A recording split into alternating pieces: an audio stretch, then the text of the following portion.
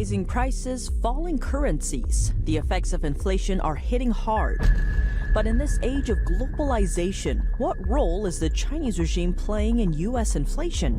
And how is the Middle East involved?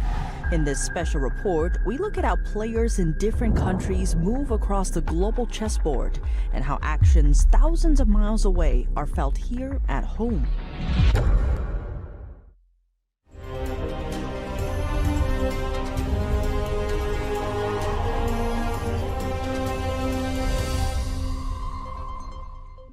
Welcome to China in Focus. I'm Tiffany Meyer. With prices at a 40-year high and supply chains snarled, Americans are feeling the effects of inflation. Most eyes are pinned on the Fed. But there's a second area that's in play, China. If we have supply chain disruption, this increases the price of goods. And of course, we import a tremendous number of our goods, or percentage of our goods, from China. So anything that's been disrupted, of course, the price is going to go up. The world's second largest economy has a major impact on what people here in America can or can't buy. Now, one of the things a lot of people miss with China is that they look at the trade between the United States and China in finished goods and finished services. But what they forget is that China does a lot of processing. So a lot of minerals and raw materials that are extracted maybe from Africa or Latin America or elsewhere in the world, even from the United States, there are minerals we extract here that we send to China for processing. China economic analyst Antonio Graceffo notes the zero COVID-19 lockdowns might just seem like China's problem. But when the world's factory grinds to a halt under lockdown measures, those effects ripple over to the U.S. So if the zero COVID policies are shutting down those processing plants or the shipping and things like that, it drives up the prices of those things. And it's not just finished products, it's also what we call inputs. So you might have components that are made in China. Even goods that you typically believe are made in America might have components from China. So it winds up driving up the price of everything. But it goes beyond that. The lockdowns don't just impact China's factories. The Chinese regime just partially shut down the world's largest wholesale hub in East China. That's due to a new outbreak of virus cases. It's also impacted an important port in the South China Sea, known as China's Hawaii. The new lockdowns are triggering renewed worries and global supply chain disruptions. As to why the South China Sea is important, 1/3 of global shipping passes through these waters every year. That includes over $5 trillion in U.S. trade. That's also where Taiwan comes into play. A military blockade around Taiwan would also trigger price increases here at home. That's especially true for semiconductors or microchips.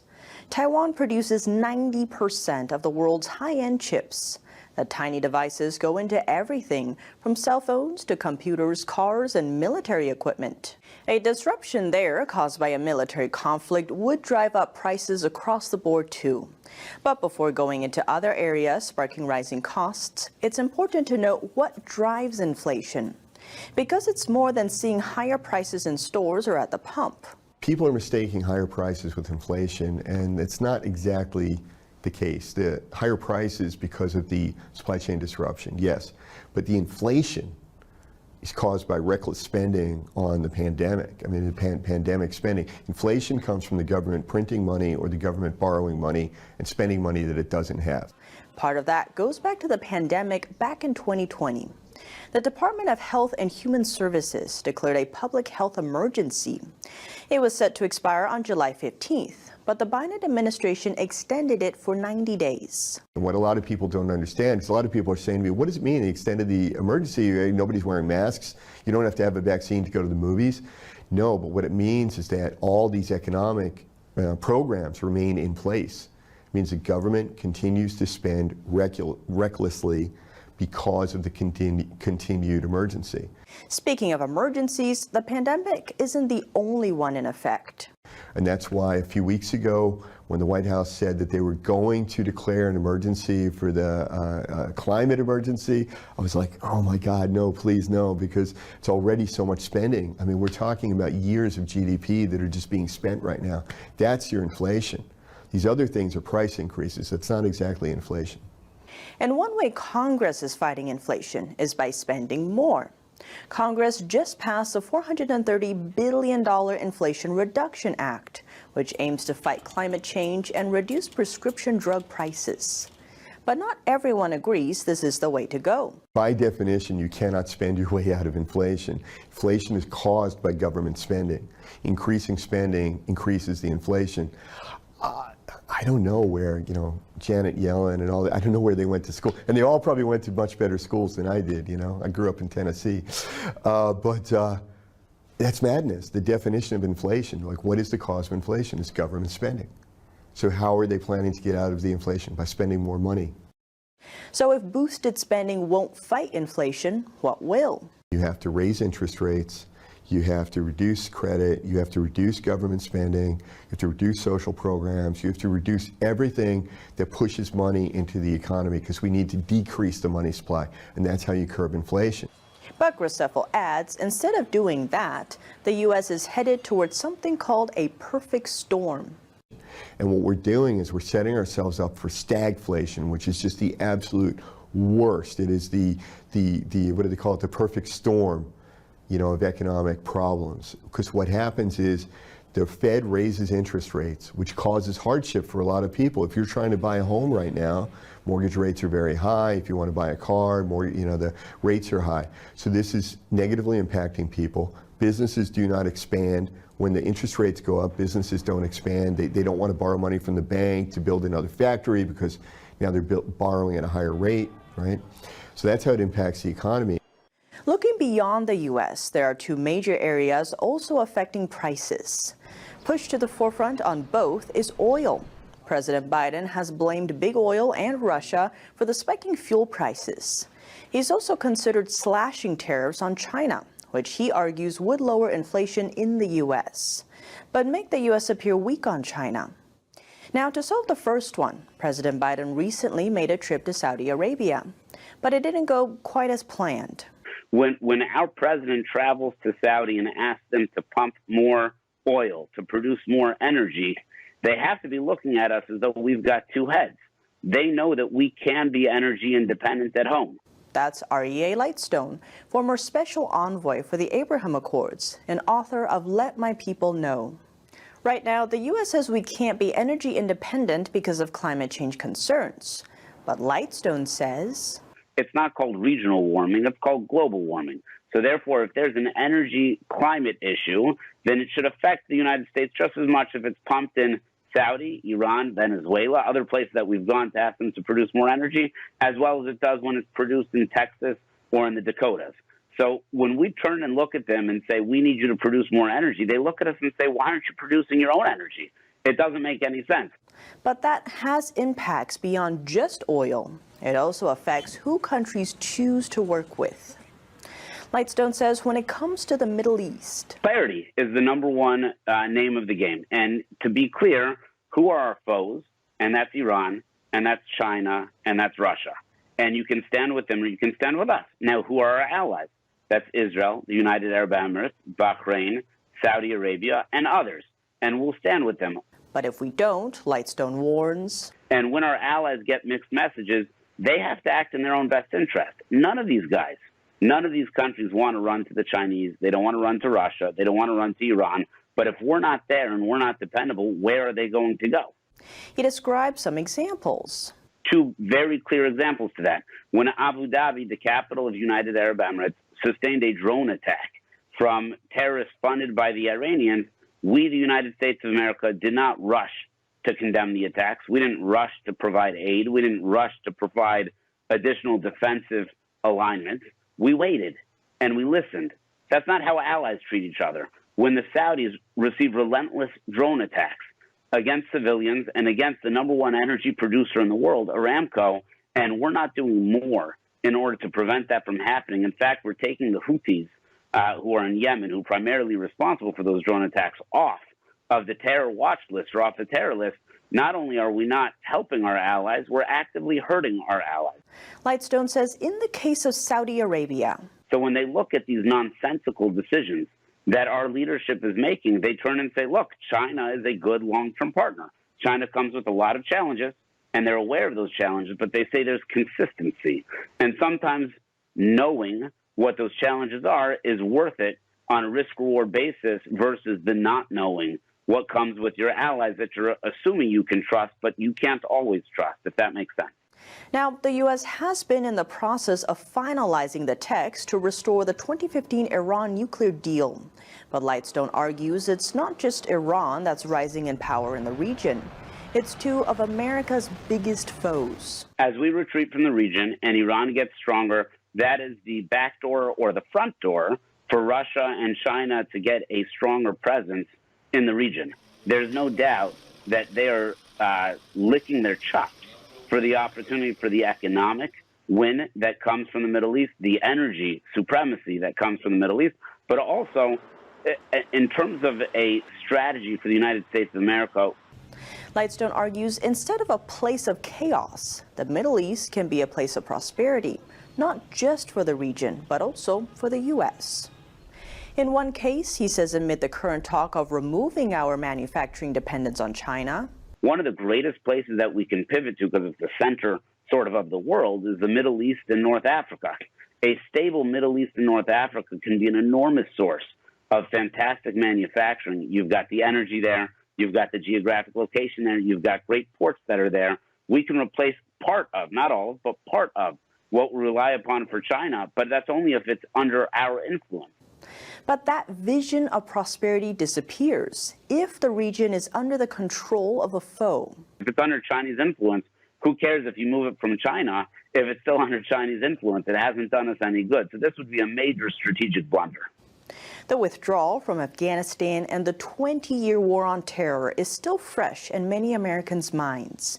And another war is not something most would support. But Lightstone breaks down what it would mean for Americans if the Chinese regime cements its presence in the Middle East. What winds up happening when there is not Middle East stability, we wind up getting involved. So it's the exact opposite. We don't want to get involved, so make sure that we invest in peace. If we ignore it, China, Russia, Iran show up, and we're going to wind up showing up because that's where our energy comes from. That's where our allies are. Let's support the peace, and therefore we don't need to deal with it when it comes time to chaos and war. Now, let's shift to another major factor, how China's economic woes affect America. To begin, it's not just the U.S. economy struggling. China's economy has also been hit hard. The Chinese economy really is in trouble. It has been. Gracefo says things started really going downhill after the trade war was pushed to the front in 2018 under then President Trump. The trade war did tremendous damage to the Chinese economy.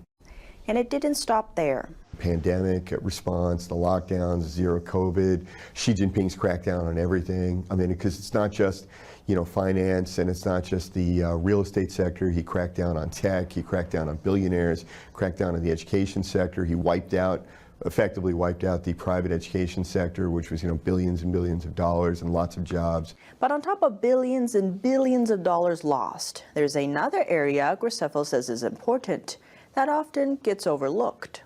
That's youth unemployment. We had 10.7 million kids graduate university in China in June. Youth unemployment now is 19%.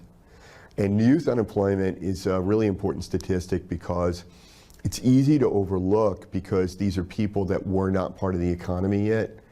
So when you have, if you have an increase in adult unemployment, well, these are people that were working and buying goods and paying taxes, right?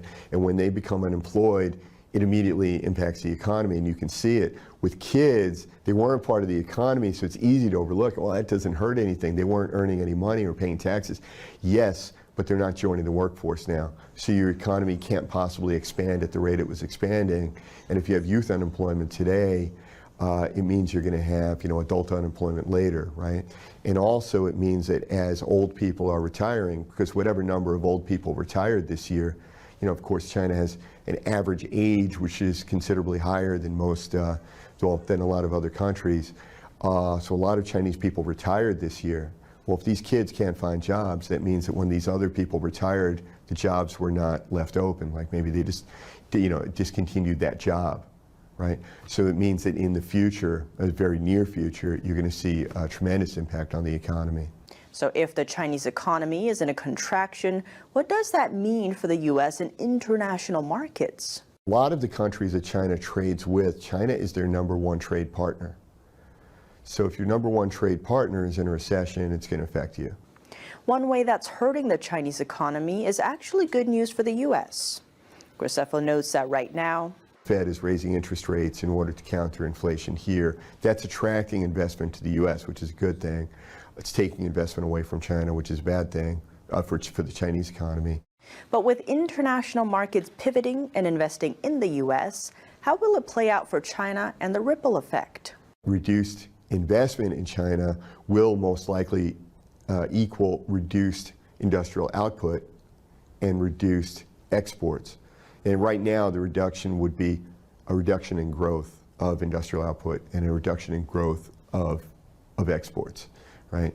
We're not at a point yet that we're seeing an actual contraction of the Chinese economy, but we're seeing lots of negative indicators. One of those indicators is coming from the Chinese regime itself. That's in terms of the country's growth outlook. The CCP has now dropped the growth target as an indicator of the success of the country, basically. You know, and some of the investment banks are estimating China's growth potential for the year below 4%. Graceffa says aside from the 4% outlook, which still needs to be taken with a grain of salt, the easiest way to sum it up is, until the lockdown stopped, the Chinese economy just cannot recover. It's literally that simple. Given that the Chinese regime has a major stake in the U.S. economy, experts warn it's important to keep in mind who the real friends and foes are. Lightstone says ultimately, the struggle in between the United States of America and China, it's a struggle that I don't think we articulate well enough to our kids. I don't think we talk about it at the kitchen table. This is something that not only do we need to care deeply about, but we need to be prepared to sacrifice for. And I think the future of the United States of America and all of our allies is dependent on us winning this if we don't think that the Middle East and Israel specifically is a key player to us winning in this war of morality and technological supremacy, then we're missing out on understanding what the chessboard really looks like. So I think if we care deeply about this issue, we should care a lot about the Middle East as well. Given the global chessboard that the world has become, experts say it's important to keep that in mind as we go about making major financial and strategic decisions. Because if it isn't, we might just find ourselves getting deeper and deeper entangled. And that could cost us not just our wealth, but also our lives.